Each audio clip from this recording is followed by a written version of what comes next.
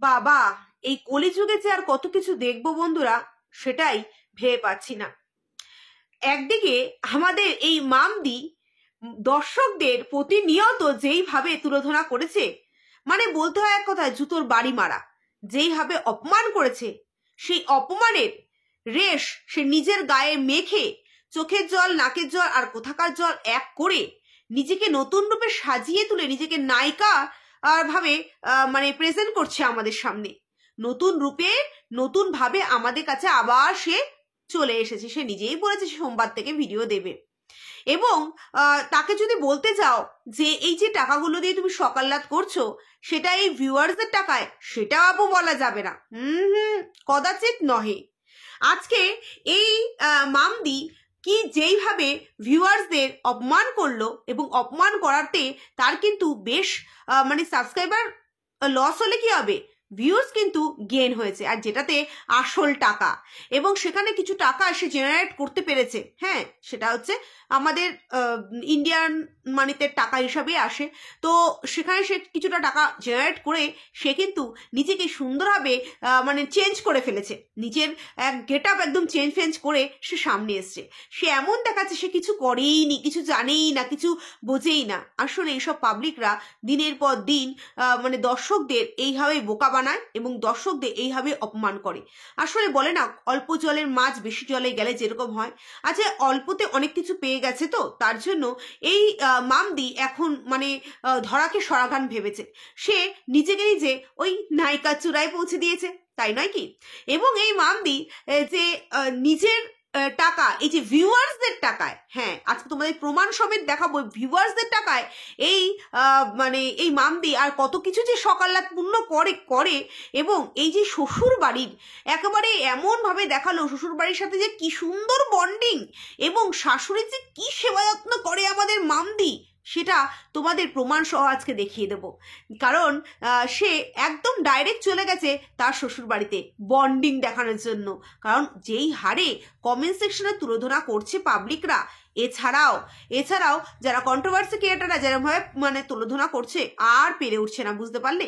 তো চলো ভিডিওটা শুরু করার আগে তার আগে ইন্ট্রোটা দিয়ে দিই। হ্যালো বন্ধুরা, তুমি সবাই কেমন আছো? আশা করছি তোমরা খুব ভালো আছো, আমি খুব ভালো আছি। আমার একটা নতুন ভিডিওতে তোমাদের সবাইকে স্বাগত জানাই। যারা নতুন ভিউয়ার্স আসছো, তারা যদি আমার কথাগুলো ভালো লেগে থাকে তাহলে চ্যানেলটাকে অবশ্যই সাবস্ক্রাইব করো। তো এবার আসি মূল কথায়। আজকে নতুন রূপে আমাদের মামদিকে দেখতে পেলাম আমরা। আসলে এ অনেকদিন খুব কি বলবো, অনেক পরিশ্রম, অনেক কষ্ট, অনেক বেদনা, দুঃখ গেছে, তো তাই নিজেকে চেঞ্জ করার জন্য সে পার্লারে চলে গেছে। কারণ তার কাছে এখন ব্যাগ ভর্তি মোটা টাকা আছে। কিন্তু যে সমস্ত ভিউয়ার্সদের প্রতিনিয়ত এইভাবে অপমান করে গেছে, তারা তো তাদের কাছে অনেকের কাছে এমন, সবারই তো সামর্থ্য সেরকম নয়। কারণ তারা তো ক্যামেরা খুলে মানুষকে এইভাবে অপমান করে বা মানুষকে এইভাবে ভুয়োবাজি করে তারা টাকা উপার্জন করে না। তারা মানে কি বলবো, তাদের কোনো স্বার্থ নেই, বিনা স্বার্থে তারা ভিডিও দেখে। তাই তাদের যে মন খারাপগুলো হয়েছে, তারা কিন্তু প্রত্যেকে পার্লারে গিয়ে নিজেকে গটআপকে চেঞ্জ করতে পারেনি। হ্যাঁ, কারণ এই দিদি যে সমস্ত ভিউয়ার্সদের মানে সমস্ত ভিউয়ার্সদের যেভাবে অপমান করেছে, সেই ভিউয়ার্সদের টাকায় সে নিজের গটআপ চেঞ্জ করতে গেছে। কিন্তু দিদিকে কিন্তু বলা যাবে না সেগুলো ভিউয়ার্সদের টাকায়, কারণ দিদির তাহলে মাথা গন্ডগোল হয়ে যাবে। কারণ দিদি তাহলে কথা শোনাবে যে এই ভিউয়ার্সদের টাকায় তো আমার সংসার চলে না, ভিউয়ার্সদের টাকায় তো আমার এটা হয় না, ভিউয়ার্সদের টাকায় তো আমার ওটা হয় না। দিদি কিন্তু একেবারে কথা শোনাতে একেবারে পঞ্চমুখ। আজকেও অনেকবারে টিটকারি কেটেছে। তার সবার প্রথমে বলি, যেহেতু আমি এই দিদিকে নিয়ে এর আগে একটা মানে দুটো ভিডিও করেছি, তার মাঝখানে একটা ভিডিও করা হয়নি, সেই ক্ষেত্রে আমি মাঝখানে এই কথাটা বলে রাখি যে দিদি মানে কিছু মানে একদিন আগে, অর্থাৎ শনিবার দিন, কারণ স্কিপ করেছে রবিবারটা, শনিবার দিন একটা ভিডিওতে মানে রোবটের মতন কিছু প্রলাপ বাক্য বকে গেছে। সেখানে ভিউয়ার্সদের কথা মতো যে তাকে তার মেয়ে স্ক্রিপ্ট লিখে দিয়েছে, সে স্ক্রিপ্ট পড়ছে। কিন্তু আমি বলবো না, এই দিদিকে কোনো স্ক্রিপ্ট লিখে দিতে হয় না। কারণ দিদি যেরকম জ্ঞানের শরী, সকাল থেকে রাত অব্দি যেভাবে ভিডিওতে জ্ঞান দেয়, তাই দিদিকে জ্ঞান দিতে হয় না, মানে কিছু স্ক্রিপ্ট লিখে দিতে হয় না। দিদি রোবটের মতনও বলতে পারে, দিদি আবার অল টাইম স্মাইল এরকমও বলতে পারে, তাই না? তো সেই ক্ষেত্রে সেই দিদি রোবটের মতন থরিয়ে কিছু বলে গেল এবং তার মেয়েকে তিলোত্তমার সাথে সে তুলনা করলো। আমি বুঝতে পারি না যে তিলোত্তমার সাথে তার মেয়ের কিসের তুলনা হয়। তার মেয়েকে তো কেউ টানেনি, তার মেয়েকে সে নিজেই টেনে নিয়ে এসছে। তার মেয়ের কোথা থেকে সাহস হয় এটা বলার যে ওই ক্যামেরার ওপার থেকে গন্ধটা আসছে? তারই বা বলার কি দরকার ছিল যে পড়া পড়া গন্ধ বেরোচ্ছে? তার মেয়েকে সেই টেনে হিস্ট্রি নিয়ে আসবে তার কন্টেন্টের জন্য, আর মানুষ বললেই তখন দোষ, সেগুলো নিতে পারবে না। সোশ্যাল মিডিয়ায় রয়েছে, তুমি সোশ্যাল মিডিয়ায় মানুষকে পাঞ্চ করবে আর মানুষ তোমাকে ঘুষি দেবে না, সেটা তো হয় না। তোমাকে মানুষ তোমার যথাযথ উত্তরটা তোমাকে দিয়েছে। আর তিলোত্তমা কোথায়? আমাদের তিলোত্তমা যে নাকি আমাদের সমাজসেবী ছিল একজন, এবং কর্মরত অবস্থা তার সাথে যেভাবে নৃশংস একটা তার সাথে কাণ্ড ঘটে গেছে, তার সাথে নিজের মেয়ের তুলনা দিচ্ছ? লজ্জা থাকা দরকার, লজ্জা থাকা দরকার। নিজেকে ভেবে দেখো, নিজেদের মধ্যে কোনো অনুশোচনা বোধ আছে? আজকে সবার মেয়ের কাছে সবার সন্তান সবার কাছেই প্রিয়, কিন্তু আজকে আমরা কখনোই আমাদের সন্তানকে টেনে নিয়ে আসি না। আজকে বারংবার তুমি তোমার সন্তানকে টেনে নিয়ে এসছো নিজের কন্টেন্টের জন্য। হ্যাঁ, এটা অবশ্যই কন্টেন্ট, কারণ তোমরা জেনে বুঝেই এগুলো করেছো। এবং তোমার মেয়ে যখন একটা কসমেটিক্স দেখায়, সেখানে তোমার মেয়ে দামটা জিজ্ঞাসা করা, তুমি বলেছো যে এই দামটা বলিস না। হ্যাঁ হ্যাঁ, কারণ মানুষ দাম জেনে যাবে, তাই না? কারণ তুমি তোমাদের এইটুকানি মানুষ জানে যে তুমি যেই পরিমাণে এর আগেও রেভিনিউ জেনারেট করতে এবং যেই পরিমাণে এই ইউটিউব থেকে টাকা উপার্জন করেছো, তাতে তুমি এই যে তোমার শখ আহ্লাদ 14 বার করে তুমি পার্লারে যাওয়া, তারপর শপিং করা, হ্যাঁ তোমার যে বড় বড় লোকি চাল, সেগুলো যে টাকায় করেছো, তুমি অস্বীকার করলেও সবাই কিন্তু অস্বীকার করে না।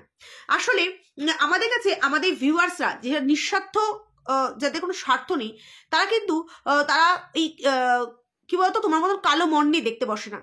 তাদের কিছুটা স্ট্রেস, কারণ সবার জীবনেই কিন্তু কিছু দুঃখ বেদনা সমস্ত কিছু আছে, টেনশন, সেই সমস্তকে সরিয়ে তারা কিন্তু বরাবরের জন্য একটু নিজেকে একটুখানি রিলিফ করার জন্য কিন্তু মানুষের ভিডিও দেখে। যেরকম কন্ট্রোভার্সি ভিডিও যারা পছন্দ করে তারা দেখে, যারা ব্লগিং দেখতে পছন্দ করে তারা দেখে, কিন্তু যারা ব্লগ করে তারা প্রতিনিয়ত এইভাবে দর্শকদের ঠকিয়ে তারা রেভিনিউ জেনারেট করছে।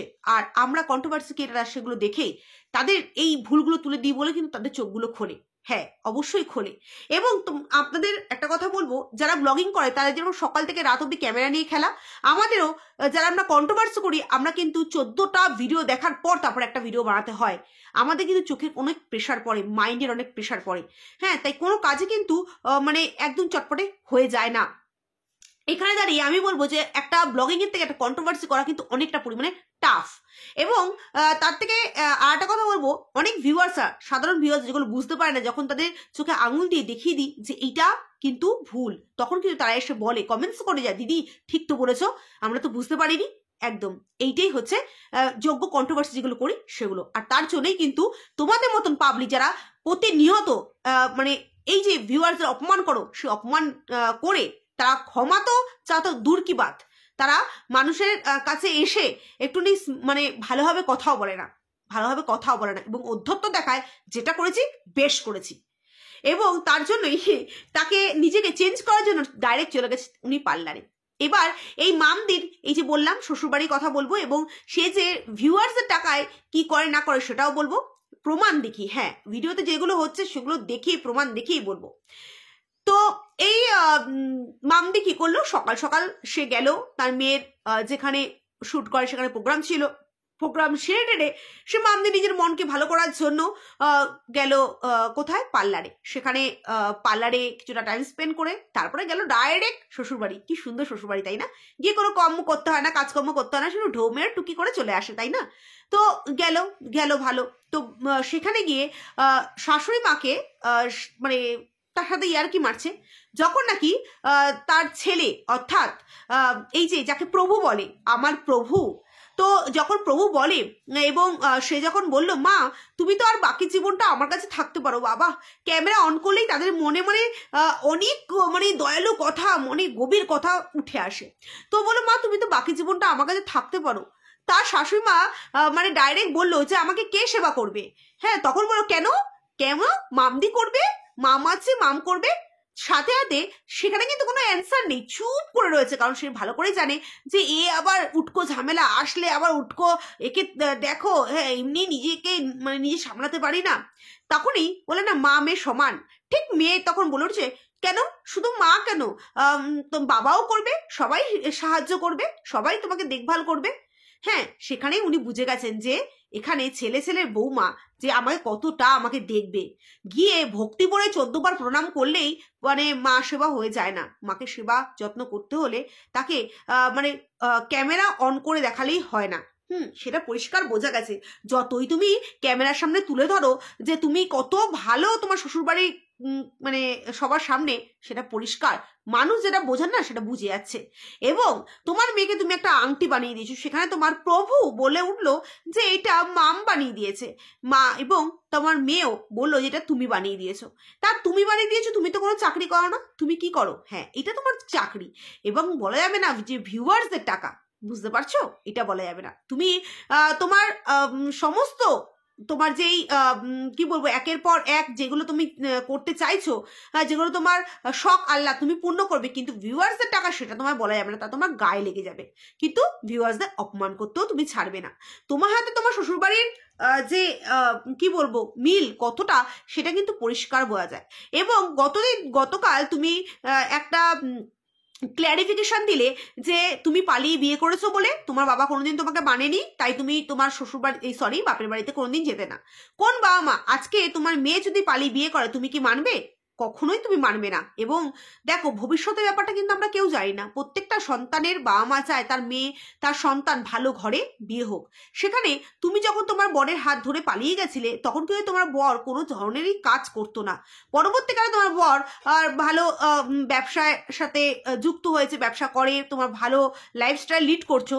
হ্যাঁ, কিন্তু তোমার বাবার মনেও কিন্তু এটাই ছিল যে তোমার, কারণ একমাত্র মেয়ে তুমি, তো সেখানে দাঁড়িয়ে তারও একটা ভালো জায়গা বিয়ে হবে। বাবা মায়ের মনে একটা কষ্ট দুঃখ, তার জন্য তুমি বাবার বাড়ি যাওয়াই বন্ধ করে দিচ্ছ। শুধু কি তাই না, শুধু তাই নয়, কারণ তুমি তোমার পুরোনো ভিডিওতে বলেছো যে তুমি কিসের জন্য যেতে না, কারণ তোমার বরকে একবার মানে অপমান করা হয়েছিল, তার জন্য তুমি যেতে না।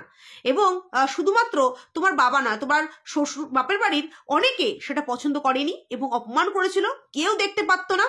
সবাই মানে অপমান করাতেই তুমি কিন্তু, কারণ তোমার বাপের বাড়ি কিন্তু জয়েন্ট ফ্যামিলি, এবং সেখানেই তার জন্যই কিন্তু তুমি ওই বাড়ি ত্যাগ করেছিলে।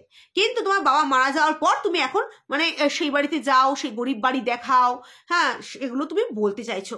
তারপরে বাবার প্রতি তোমার কতটা অহিংসা মানে জন্মেছিল সেটা কিন্তু পরিষ্কার বোঝা যাচ্ছে। আচ্ছা, কোনোদিনও বাবার কাছে কি কিন্তু বলনি যে বাবা তুমি যাকে একদিন মানোনি সে কিন্তু আজ মানে নিজে কিন্তু এস্টাবলিশ হয়েছে, সে তখন হয়তো নিয়ে গেলে তোমার বাবা ঠিকই মানতো, কিন্তু তোমার জেদ অহংকার ঔদ্ধত্য তার জন্যই কিন্তু তুমি যাওনি। কিন্তু তুমি নিজেকে প্রেজেন্ট করো এমন ভাবে যে তুমি সবার সাথে একদম বিন্দাস, তুমি শুধু ঢো মারতে যাও আর খেতে যাও। কারণ যতবারই তুমি তোমার শ্বশুর বাড়িতে গেছো ততবারই তুমি শুধু খেয়ে সেই রাতেই আবার টুকি মারে চলে এসছো, নয়তো কোনো পিকনিকে গেছো, নয়তো তুমি খেতে গেছো, নয়তো তুমি দেখা করতে গেছো। কোনোদিনও দায়িত্ব পালন করেছো কি? কারণ তোমার দায়িত্ব বলতেই তোমার এই 3টে মানুষ আর তোমার পোষ্য ছাড়া তুমি কারোর দায়িত্ব পালন করতে পারো বা পালন করো বলে সেটা তো আমরা জানি। এবং তোমার মানে মানুষকে শোনাতে হলো মিষ্টি খাওয়ানোর কথা। হ্যাঁ, কারণ এখন তোমাকে ভিউয়ার্সদের শোনাতে হবে, দেখাতে হবে। কারণ কি বলতো, এতদিন ধরে তোমাকে যারা চেনে জানে, হ্যাঁ, তারা এতদিন বললাম চোখে পট্টি মেরে তোমাদের মানে মন থেকে ভালোবেসেছিল, কিন্তু তোমার এই যে ব্যবহার অধ্যত্ত তারা বুঝতে পারেনি যে তোমার মনের মধ্যে এতটা পরিমাণে অহংকার জন্মে আছে। যখন নাকি বিস্কুট মারা যায় তখন তুমি এইভাবে অধ্যত্ত অহংকার দেখিয়েছিলে, কিন্তু সেটাকে মানুষ তোমার একটা মানসিক খারাপ অবস্থা ভেবে সেটাকে ভুলে গেছিল, কিন্তু আবার তুমি সেই জিনিসটাই করলে। কিন্তু দিনের পর দিন এরকম করতে থাকলে মানুষ তোমাকে পুজবেও না, বুঝতে পারলে? পুজবেও না।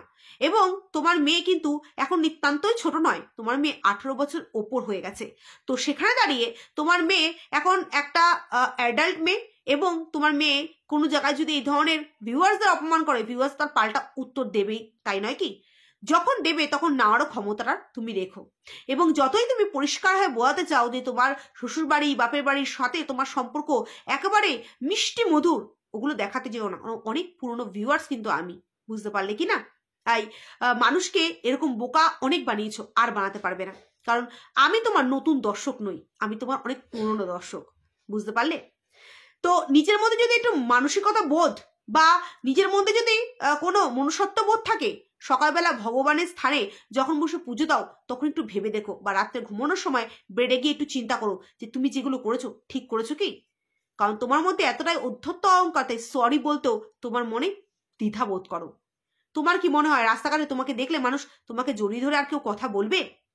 আমার তো মনে হয় না আর কেউ বলবে। কারণ এই যে তুমি বললে না তোমাকে উকি টুকি মেরে দেখছিল।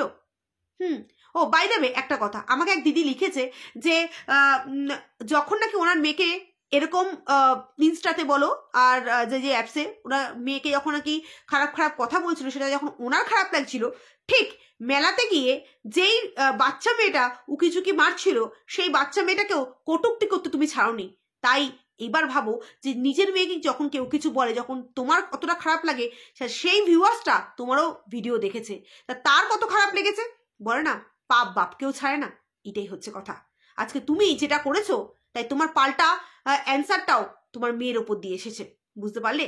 আর খবরদার নিজের মেয়ের সাথে তিলোত্তমার কোনো মানে জড়িয়ে ফেলো না তিলোত্তমাকে, বুঝতে পারছো? তিলোত্তমা আমাদের দেশের জন্য কাজ করেছে, বুঝতে পারলে কি না? আর তার জন্য আমাদের পুরো দেশবাসী তার জন্য প্রতিবাদ মিছিল চালিয়েছে। তোমার মেয়ে কি করেছে? তোমার মেয়ে তোমার এই উদ্ধত অহংকারের সাথে যোগ দিয়েছে, কোনো বীরত্বর কাজ করেনি, বুঝতে পারলে কি না? তো চলো বন্ধুরা, আজকের মতো ভিডিওটা এই পর্যন্তই। আবার আসবো একটা নতুন ভিডিও, ততক্ষণের জন্য নমস্কার।